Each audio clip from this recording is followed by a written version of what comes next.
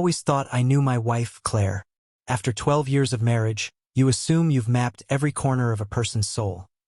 Their quirks, their silences, the way they stir their coffee counterclockwise when they're distracted.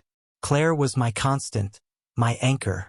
We met in college, two awkward kids in a literature class, bonding over dog-eared copies of Mrs. Dalloway and late-night debates about whether Woolf's prose was genius or just pretentious. She had this laugh, sharp and unapologetic, that could cut through a room like sunlight through fog. I loved her for it, for how she made the world feel brighter, sharper, more alive. We built a life together in Portland, Oregon. A cozy craftsman house with creaky floors, a backyard where we'd host summer barbecues, and a rhythm that felt unshakable. I worked as a structural engineer, designing bridges that spanned rivers and connected cities. Claire was a graphic designer, freelancing for local businesses. Her laptop perpetually open on our dining table, surrounded by half-empty mugs and sketchpads. Our daughter, Lily, was 7. A whirlwind of curiosity who'd inherited her mother's laugh and my stubborn streak. Life wasn't perfect, but it was ours, and I thought it was enough. The first crack appeared in late September, subtle as a hairline fracture in concrete. Claire started staying late at her studio, claiming deadlines for a new client, a boutique winery in Willamette Valley. "They're picky," she'd say, waving a hand as she grabbed her keys. "They want a whole rebrand by next month." I didn't question it. Claire's work had always been her sanctuary, her way of carving out space in a world that sometimes felt too small. I'd nod, kiss her forehead, and take over bedtime duties with Lily, reading her stories about dragons and knights until her eyelids drooped. But the late nights stretched, first 1 or 2 a week, then almost every evening. She'd come home smelling faintly of lavender and something else, something sharp and unfamiliar, like citrus rind or expensive cologne.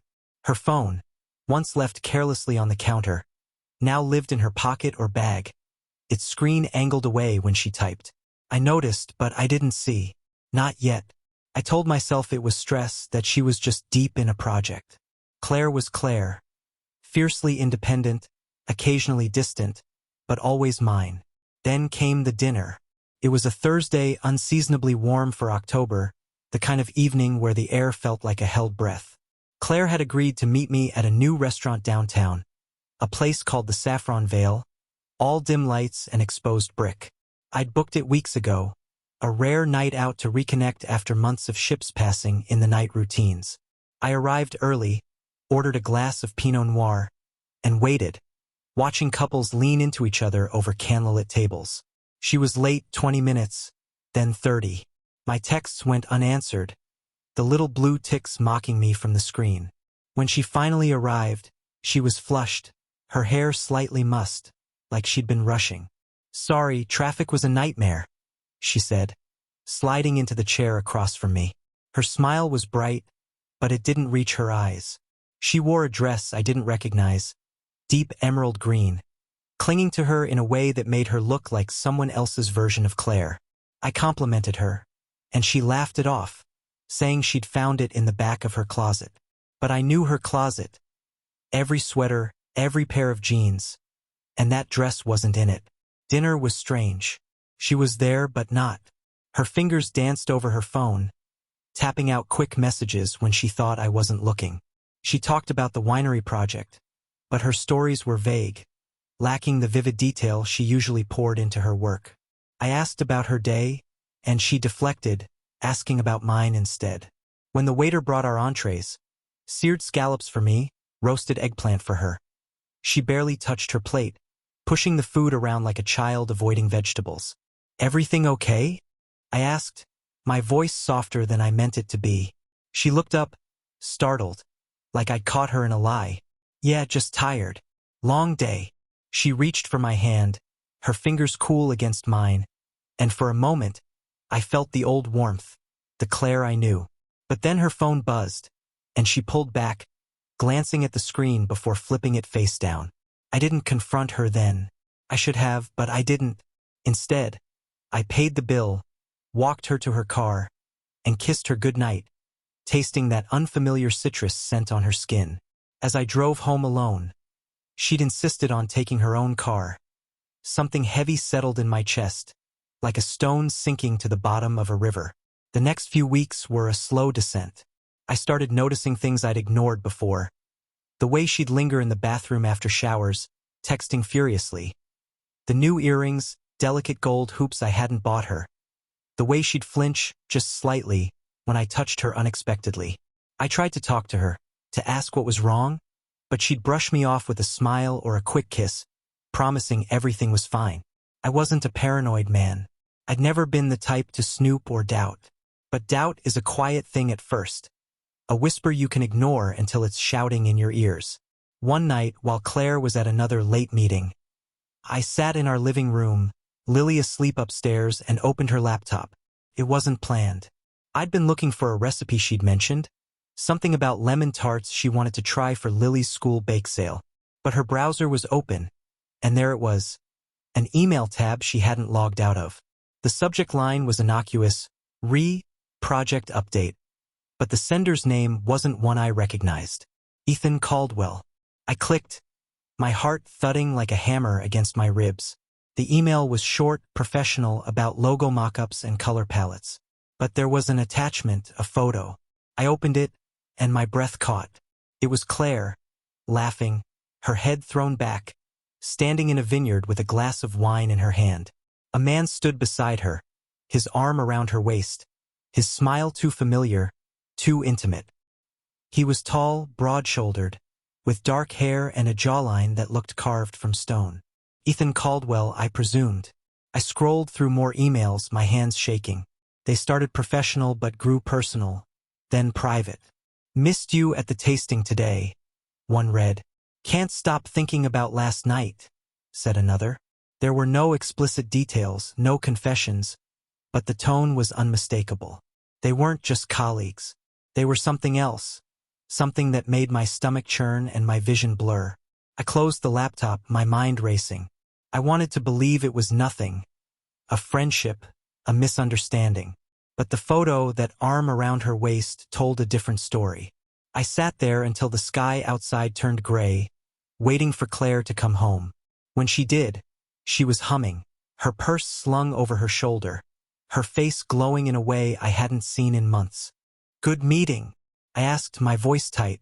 She froze, just for a second, before nodding. Yeah, we finalized the branding. It's coming together. She kissed my cheek and headed upstairs, leaving that citrus scent in her wake. I didn't sleep that night. I lay beside her, listening to her steady breathing, wondering who she was dreaming of. The man in the vineyard with his arm around her, his smile claiming what I thought was mine. I wanted to shake her awake, to demand answers, but I didn't. Not yet. I needed proof, something undeniable, before I let the world we'd built crack open. The next morning, I called in sick and drove to her studio. It was a small space in a converted warehouse, filled with light and cluttered with her sketches. She wasn't there. Another client meeting, she'd said over breakfast. But her assistant, Jenna, was. Jenna was young, barely out of college, with a nervous habit of twisting her hair when she talked. I made small talk, then casually asked about the winery project. Oh, Ethan's great to work with, Jenna said, her eyes brightening. He's so hands-on, always stopping by to check on Claire's progress. They've been spending a lot of time together. Together? I kept my tone light, but my pulse quickened. Yeah, meetings, tastings. He's got this vineyard up in Dundee. Claire's been out there a lot. Jenna hesitated, her fingers pausing in her hair. She didn't tell you? She mentioned it. I lied. Just curious about the guy. What's he like? Jenna shrugged. Charming, I guess. Kind of intense. He's got this way of making you feel like you're the only person in the room. She laughed, then caught herself as if she'd said too much. I left the studio with a knot in my gut. That afternoon, I did something I never thought I'd do. I hired a private investigator. His name was Marcus, a gruff ex-cop with a handshake like a vice. I gave him Claire's schedule, Ethan's name, and a photo I'd found online of the two of them at a winery event, her hand resting on his arm. Marcus didn't ask questions, just nodded and said he'd call in a week. That week was torture. Every smile Claire gave me, every touch, felt like a lie. I played my part, doting husband, attentive father, while watching her like a hawk. She was careful but not careful enough. The late nights continued, and once, when she thought I was asleep, I saw her slip out of bed to check her phone. Her face lit by the screen's glow as she smiled at something I couldn't see. Marcus called on a Tuesday. "Got what you need," he said, his voice flat. "Meet me tomorrow noon at the diner on Burnside." I went, my heart a drumbeat in my chest. Marcus slid a manila envelope across the table, his eyes avoiding mine. Inside were photos, dozens of them. Claire and Ethan at a vineyard, their hands intertwined. Claire and Ethan in a car, her head on his shoulder. Claire and Ethan outside a hotel, his lips brushing her forehead as they parted. There were receipts, 2 dinners, wine, a room booked under his name, and a report detailing dates and times, a timeline of betrayal that stretched back 3 months. I didn't cry. I didn't rage. I just sat there, staring at the photos, feeling the life I'd known slip away like sand through my fingers. Claire, my Claire, had built a parallel world, one where I didn't exist. And Ethan Caldwell, with his vineyard and his charm, had taken my place. I drove home, the envelope burning a hole in the passenger seat. Lily was at school, Claire at her studio. I sat in our kitchen, the photos spread out on the table, and planned. Not just confrontation, not just answers. I wanted more than that. I wanted her to feel what I felt. The slow, grinding pain of trust shattered. I wanted revenge, cold and deliberate, that would leave her as broken as I was. The photos lay on the kitchen table like a crime scene, each one a shard of glass cutting deeper into the life I thought I had. Claire's laughter frozen in a vineyard, her hand in Ethan's, the way her eyes sparkled for him in a way they hadn't for me in years. It was a gallery of betrayal, meticulously documented. I sat there for hours, the house silent except for the hum of the fridge and the occasional creak of settling wood. Lily was still at school, Claire at her studio, oblivious to the storm brewing in our home. I didn't touch the photos again after spreading them out. I didn't need to. They were seared into my mind, each detail a fresh wound. I wasn't a vengeful man by nature. My life as a structural engineer was about precision, about building things that lasted, bridges that could withstand floods, earthquakes, time itself. I solved problems with calculations, not emotions. But this wasn't a problem I could solve with a blueprint or a stress test. This was Claire, my wife, the woman who'd promised me forever, weaving a secret life with a man named Ethan Caldwell. And I couldn't just confront her. Not yet. A confrontation would be too quick, too clean. She'd cry, maybe confess, maybe beg forgiveness, and we'd limp on or fall apart. Either way, she'd move on, and I'd be left picking up the pieces. No, I wanted her to feel the weight of what she'd done, to carry it like I was carrying it now. The idea came slowly, forming in the quiet hours before Lily got home. Revenge, but not the kind you see in movies, no shouting matches, no public humiliation. I wanted something surgical, something that would unravel her world the way mine was unraveling. I wanted her to lose what she valued most, not just me, but the life she'd built, the image she projected to the world. Claire was proud. Proud of her work, her reputation, her carefully curated life as a creative, a mother, a partner. I'd take that from her, piece by piece, until she stood in the wreckage of her own making. First, I needed to know more about Ethan Caldwell. Marcus, the private investigator, had given me a starting point, but I wanted to understand the man who'd stepped into my life. I opened my laptop and searched his name. Ethan was 38, 3 years younger than me, the owner of Caldwell Vineyards, a boutique winery in Dundee that had won awards for its Pinot Noir. His website was polished, all rustic charm and curated photos. Rolling hills, oak barrels, him in a tailored blazer holding a glass of wine.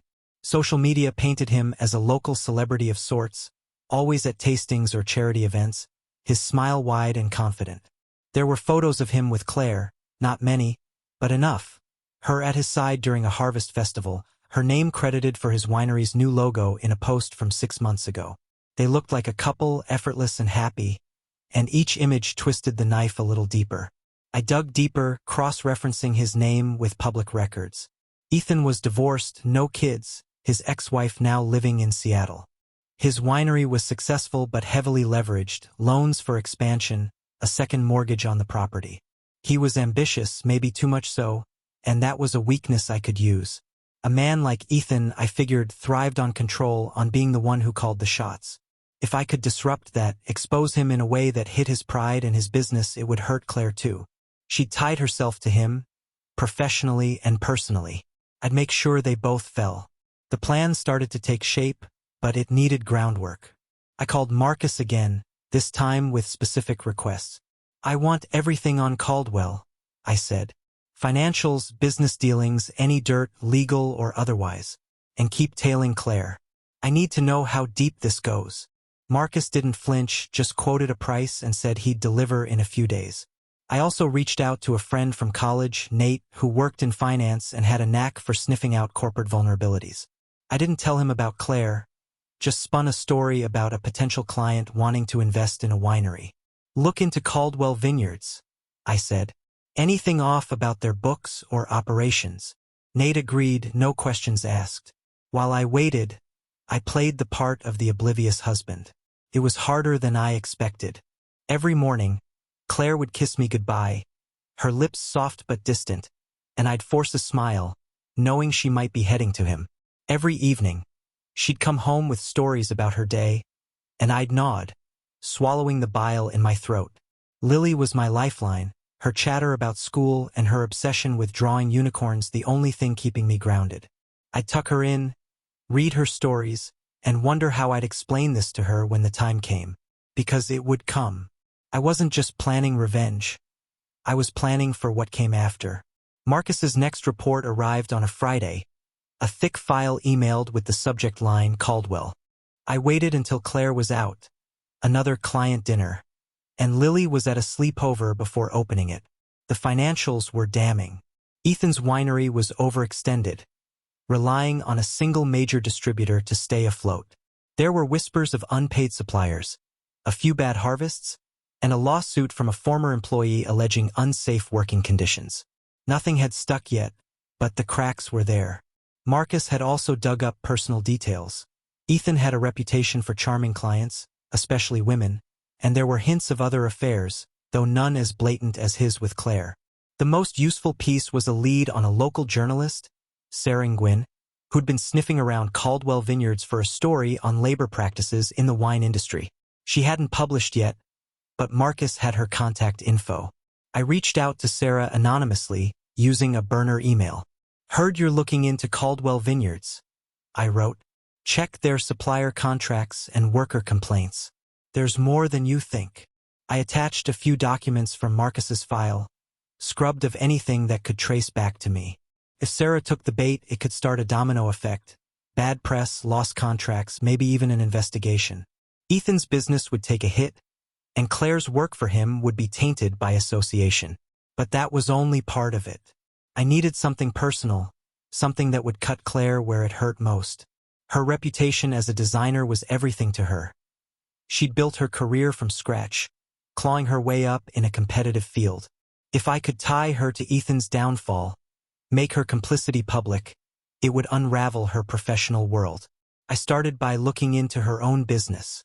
Claire's freelance work was mostly local, small businesses and startups, but the winery project was her biggest contract yet. She'd bragged about it to friends, posted about it online, linking her name to Ethan's brand. If his winery crashed, her work would be collateral damage. I contacted a few of her other clients, posing as a potential customer asking for references. Most sang her praises, but one, a coffee shop owner named Rachel, mentioned Claire had been distracted lately, missing deadlines. She's great when she's focused, Rachel said. But the winery thing's taken over her life.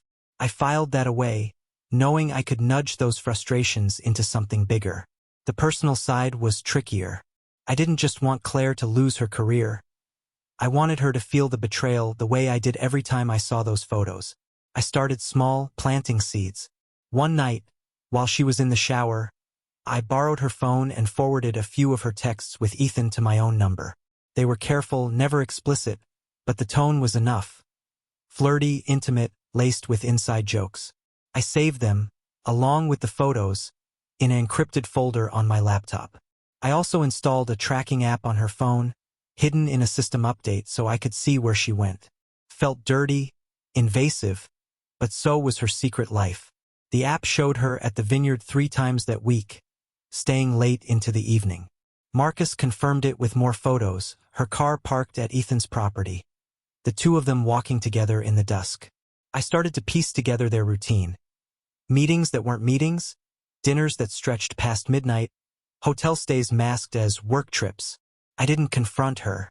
I let her think she was safe, that her lies were holding. Meanwhile, Nate called with his findings. "Caldwell's in deeper than I thought," he said. "He's got a loan coming due next month, and his cash flow's tight. If his distributor pulls out, he's screwed." I thanked him and reached out to another contact, a friend of a friend who worked at the distributor's company. I didn't ask for much, just dropped a hint about Caldwell's financial troubles and the journalist poking around. Word spreads fast in small industries, and I knew it would reach the right ears. By mid-November, the pieces were in place. Sarah Gwynn published her article, a scathing piece on Caldwell Vineyard's labor practices, citing unpaid wages and unsafe conditions. It wasn't front-page news, but it made waves in the local food and wine scene. Social media buzzed, with a few of Ethan's clients distancing themselves. Claire came home that night, pale and quiet, muttering about drama at the winery.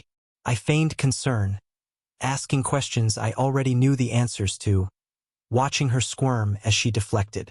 I wasn't done. The final piece was Claire herself. I started reaching out to her network, friends, colleagues, even her family, under the guise of planning a surprise anniversary party. I asked subtle questions, gauging how much they knew about her work, her life. Most were clueless, but her sister, Emily, mentioned Claire had been weirdly secretive lately, always talking about Ethan like he was a mentor. I planted a seed there, too, mentioning I'd heard rumors about the winery's troubles and Claire's involvement. Emily's frown told me she'd follow up. Every night, I refined the plan. I'd expose Claire's affair, but not to her face, not yet. I'd let the world do it for me. I drafted an anonymous email, attaching the photos and texts, ready to send to her clients, her friends, her family. I'd time it with the winery's collapse, so she'd lose everything at once. Her lover, her reputation, her career. It was cruel, yes, but so was her betrayal. She'd chosen this path, and I'd make sure she walked it to the end. As Thanksgiving approached, I felt the weight of my own secrecy. Lily's laughter, Claire's casual touches, the normalcy of our home. It was all a facade, and I was as complicit in it as she was. But I was ready. The emails were queued. The journalist was digging deeper, and Ethan's world was starting to crack. All I needed was the right moment to pull the trigger. The air in our house felt heavier as Thanksgiving loomed, like the atmosphere before a storm. Charged, expectant, ready to break. I'd been carrying the weight of Claire's betrayal for weeks, each day adding another layer of resentment, another piece to the plan I'd meticulously built. The photos, the texts, the financial reports on Ethan's crumbling winery. They were all locked away in my encrypted folder, a ticking bomb I controlled. I'd become someone I barely recognized, a man who smiled at his wife while plotting her downfall, who kissed his daughter goodnight while knowing her world was about to shatter. But I couldn't stop. Claire had chosen this, I told myself. She'd built this house of lies, and I was just the one to burn it down. The plan was ready, but timing was everything. I wanted maximum impact, a moment when Claire and Ethan would feel the full weight of their choices. I'd learned from Marcus that Ethan was hosting a big event at his vineyard the Saturday after Thanksgiving. A holiday tasting for local influencers, clients, and media, meant to boost his brand after the bad press from Sarah Nguyen's article. Claire was set to unveil her final designs for his rebrand, a high-profile moment she'd been working toward for months. It was perfect. She'd be at her peak, glowing with pride, surrounded by people who admired her work. And I'd make sure it all came crashing down. I started by finalizing the anonymous email. I drafted it weeks ago, but now I polished it, keeping the tone neutral, almost clinical, to avoid suspicion. Claire Thompson and Ethan Caldwell have been engaged in an inappropriate relationship. It began while working together on Caldwell Vineyard's rebranding. I attached the photos. Claire and Ethan in the vineyard, their hands intertwined. Claire leaning into him in a car. The hotel moment, his lips on her forehead. I included screenshots of their texts, the flirty ones that danced around the truth but left no doubt. The email wasn't just for Claire's clients. I added her friends, her sister Emily, and a few key figures in Portland's design community. I even included Saringwin, knowing she'd leap at the chance to tie a scandal to her ongoing story about Ethan's winery. I set the email to send at 7 p.m. on the night of the tasting, when Claire would be mid-presentation, basking in the spotlight. I used a delayed delivery service through a VPN, ensuring it couldn't be traced to me. The fallout would be immediate. Her phone would light up with notifications, her clients would whisper, her friends would pull away, and Ethan, already teetering from the bad press, would face another blow to his reputation. I imagined Claire's face, the moment she realized her secret was out, her carefully curated life exposed as a fraud. It wasn't enough to hurt her. I wanted her to feel the same hollow ache I'd carried since I saw that first photo. But the email was only part of it. I'd been working other angles, quietly tightening the noose around Ethan's winery. After Sarah's article, his main distributor had started asking questions, spooked by the labor allegations. I'd fed more fuel to that fire through my contact, dropping hints about unpaid suppliers and shaky finances. Marcus had uncovered a few more leads, disgruntled workers willing to talk, a supplier who'd threatened to sue. I passed those to Sarah anonymously, and she was already working on a follow-up piece, set to drop the same week as the tasting. If the distributor pulled out, Ethan's winery would collapse under its debts, and Claire's work for him would be worthless, a stain on her portfolio. I also targeted Claire's professional network directly. Using a fake name, I reached out to her other clients, the ones who'd already grumbled about her missed deadlines. I posed as a concerned colleague, hinting that Claire's involvement with Caldwell Vineyards was dragging her focus, that her work was slipping because of personal entanglements. I didn't need to say more. Gossip spreads like wildfire in small creative circles. Rachel, the coffee shop owner, had already dropped Claire, citing unreliability. Others were wavering, and I knew the email would push them over the edge. Thanksgiving itself was a test of endurance. We hosted at our house, a tradition we'd kept for years. Claire's sister Emily came, along with her husband and their 2 kids, plus a few friends from the neighborhood. I cooked the turkey. Claire made her famous cranberry chutney, and Lily ran around with her cousins, her laughter a painful reminder of what was at stake. Claire was radiant, playing the perfect hostess, her emerald green dress, the one from that night at the Saffron Vale, hugging her curves as she poured wine and told stories. I watched her, wondering how she could smile so easily, how she could stand there pretending to be mine while her heart was somewhere else. Emily pulled me aside during dessert, her brow furrowed. "Is everything okay with you and Claire?" she asked, her voice low. "She's been off, and I heard some weird stuff about that winery guy she's working with." I kept my face neutral, my heart pounding. "We're fine," I said. "Just busy. You know how her work gets." Emily nodded, but her eyes lingered, like she wasn't convinced. I'd planted the seed weeks ago, and it was taking root. By the time the email hit, Emily would be ready to confront her sister, adding another layer of pressure. The day of the tasting arrived, crisp and clear, the kind of winter day that makes Oregon look like a postcard. Claire left early, saying she needed to set up at the vineyard. She kissed me goodbye, her lips brushing mine with a casual warmth that felt like a lie. "Wish me luck," she said, her eyes bright with excitement. "This is a big one." "Good luck," I said, my voice steady. "Knock 'em dead." She smiled and drove off, her car disappearing down our street. I waited until Lily was at a friend's house, then sat at my desk, checking the email one last time. It was cued, the timer counting down. I felt a strange calm, like I was standing on the edge of a cliff, ready to step off. I didn't go to the tasting. I didn't need to. Marcus was there, blending into the crowd, ready to report back. Instead, I stayed home, pouring myself a whiskey and watching the clock. At 7 p.m., the email would go out, a digital guillotine slicing through Claire's world. I imagined her phone buzzing, her smile faltering as she glanced at the screen. I pictured Ethan, charming and oblivious, unaware that his winery was about to take another hit. I sipped my drink, the burn in my throat a small comfort, and waited. Marcus called at 7:15. "It's chaos," he said, his voice low but tinged with something like amusement. Her phone started going off during her presentation. She tried to ignore it, but people were staring. Then she checked it, and her face, man, she went white as a sheet. She excused herself, left the stage. Caldwell's trying to smooth things over, but the crowd's buzzing. Words spreading fast. "What about her?"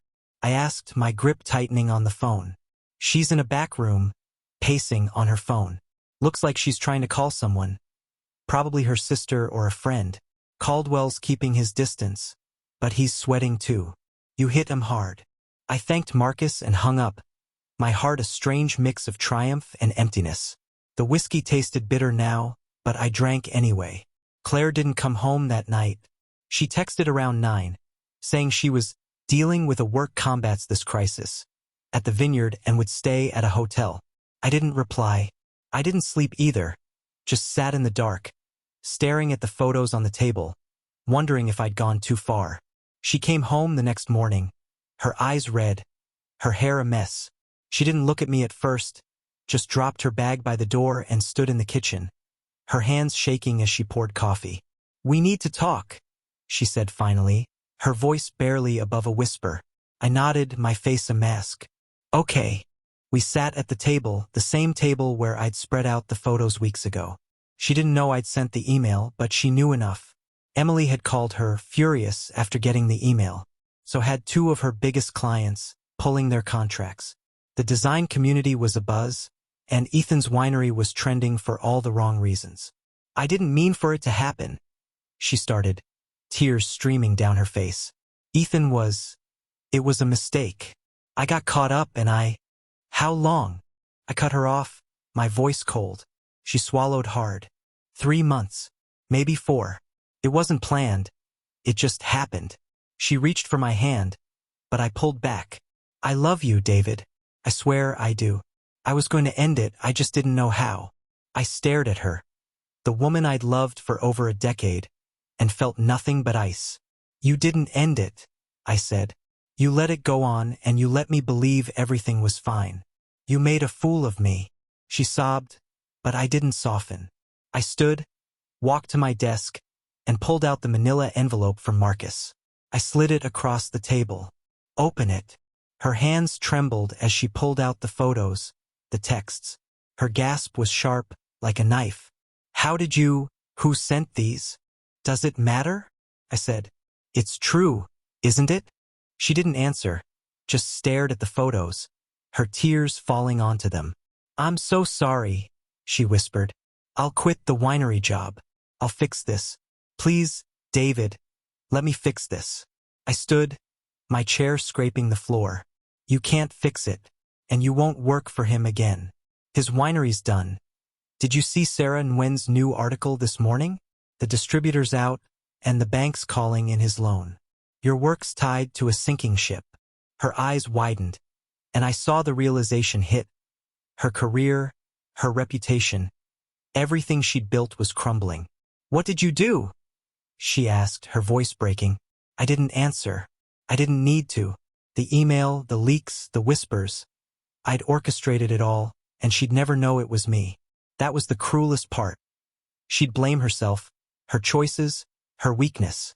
I walked out, leaving her with the photos, the truth, and the ruins of her world.